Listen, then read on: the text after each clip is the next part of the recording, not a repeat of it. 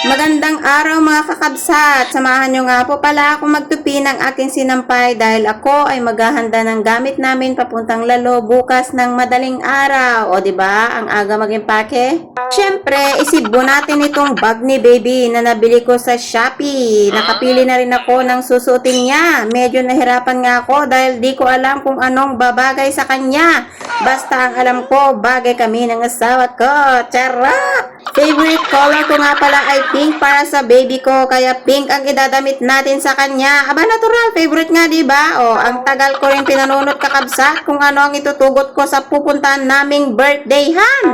Birthday kasi ng pinsan ko mga kakabsat, iniisip ko pa kung ilang plastic ang dadalin ko dahil panigurado, ado ang makandoon. O, wag kang judgmental, ugali mo rin yan. Nagado nga amon, mangan ka lang nga ron di okasyonan ay kaagiyawid ka pa ilang ti igado kada kaldereta. Dasit lang kakabsat, ti itugot tayo, tahan tayo met agyan ijay, siguro may sa minuto tayo laeng. Siyempre, kailangan tayo nga gitugot iti gatas, tahan tong agdede nila kay ko kanyakon, ay jay baby gayam. Ganito talaga kakabsat ang rigat ng hindi nagpapadede, magastos sa gatas. Kahit anong gusto mong magpadede kung kakaunti lang talaga ang gatas. Walang serbi ang laki ng papaya natin kung hindi naman makadede si baby.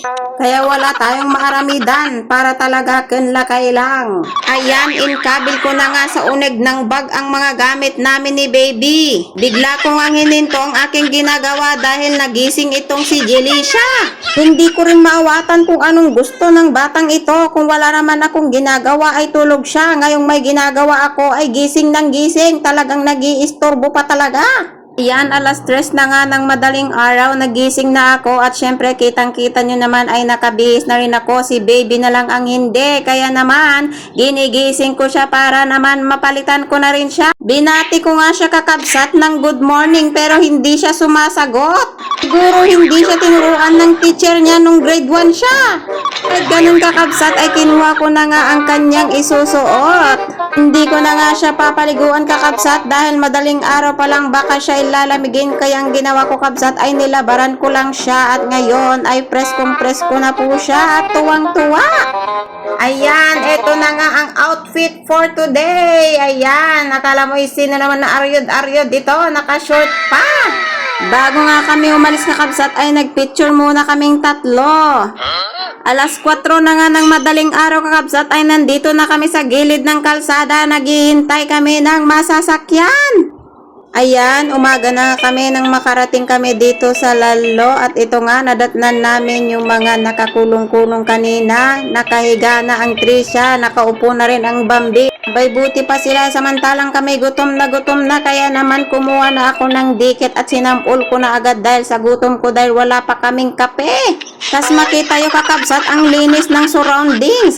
English yon. Ayan, binigay ko muna kay baby, kay Tita Billy dahil ako ay magbibideo. Nagulat ako kakabsat dahil may isa pa palang baby dito. Ito pala ang Aya. Ayan, mas nauna nga lang po ang aking baby ng 12 days. Kaya ang sabi ko kakabsat kay Tita Billy, abay sabay silang mag-graduate, sabay silang kekerengkeng. Dahil ngayon lang na naman tayo makapasyal dito kakabsat ay sinulit ko ng makipagmarites dahil sa Santa Ana ay walang karuba.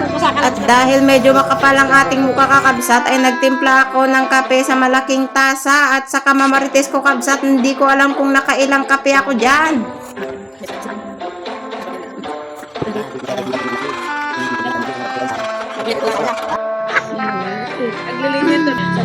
Kung nagigitang kami nga papanagpali. Nagdanak sa Nilula ko na yung panakin nyo.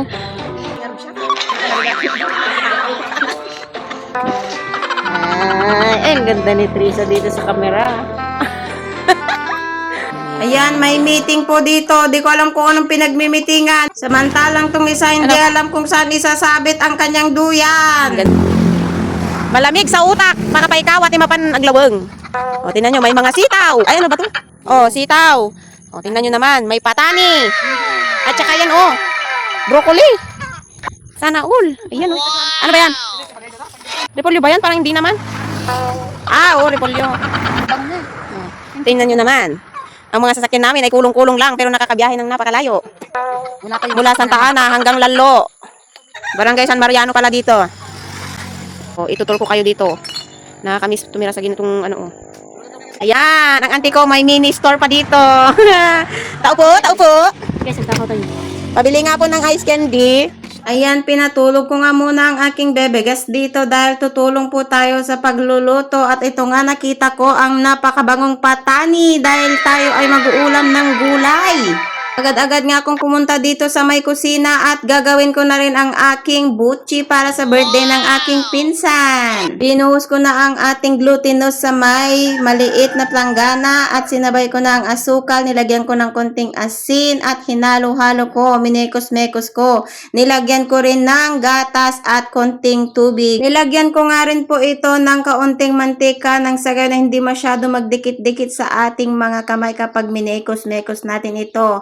Ayan, meron akong cheese at meron din akong sesame seeds. So, ang ginamit kong tubig dito kakabsat ay mainit na tubig para malambot siya kapag prinito. Habang ginagawa ko to kakabsat ay narito ang ating inang naguhugas na ng kaldero. Hindi pa nag-i-start ang selebrasyon. Habang itong si Trisha ay nagpapaapoy na dahil dito namin lulutuin ang aming butchi. At ganito po ang buhay dito sa probinsya. Kailangan mo talagang magpaapoy para makapagluto ka at makapagsaing ng bigas. Naalala ko tuloy kakabsat ang aming nakaraan. Kasi po kakabsat, nung bata pa lang po kami, ganito po yung style namin noon ng pagluluto. Kailangan talaga naming maghanap ng kahoy o panggatong para makapagluto ng ating ulam at aming kakainin na kanin. Pag minsan kapag tag-ulan wala kaming mahanap na magang-maga na panggatong, talagang naaasar kami sa mga panahon na hirap kaming magpaapoy dahil kailangan namin siyang hihipan. Gagamit pa kami ng mga plastic o mga hanger para lang mas mabilis yung pag-apoy. Minsan yung niluluto naming bigas ay hindi siya naluluto. Nakusel ba? Nakusel kasi nga hindi tuloy-tuloy yung apoy niya dahil nga medyo nakusap gay kayo. Kaya na-miss namin yung araw na yon o yung mga nakaraan na yon dahil 'di ba noon mahirap pa kaming makabili ng gasol or mga gasolet, wala pang mga ganon-ganon. Pero alam niyo ba kapag nagluto ka ng bigas sa kahoy, mas masarap siya kaysa sa nagsaing ka ng bigas sa may shilane. Mas nalalasahan mo talaga yung kahoy, yung lutong kahoy kaysa sa lutong shilane.